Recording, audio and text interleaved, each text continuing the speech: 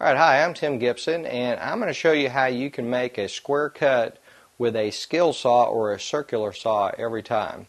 So in this case, I've got one of these battery operated skill saws, which are very nice for when you're doing smaller wood such as this 1x4.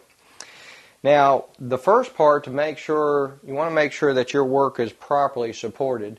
And I've actually got 3 stands here.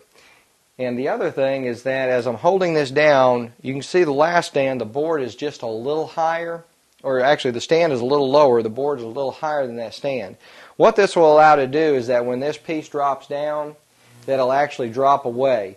If that stand was too high, it would actually cause your board to come together and actually to bind on the saw. Now how I'm going to make this is I've actually pre-measured this where I want my cut to be. And now what I'm going to do is I'm going to use this carpenter square or framing square, or I'm sorry, it's actually called a speed square. And I will simply put this on the edge.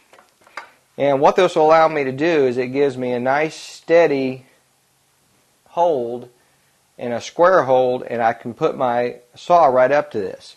So I will locate the tip of the saw blade right where I want it to be.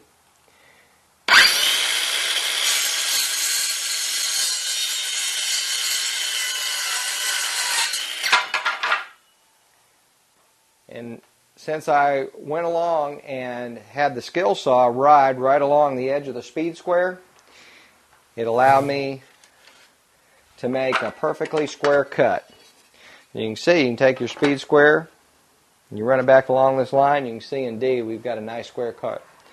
So using a speed square or any kind of a carpenter square and riding your saw along the side of that will give you a square cut every time when you're using a skill saw. So I'm Tim Gibson, and that's how to make a square cut using a skill saw.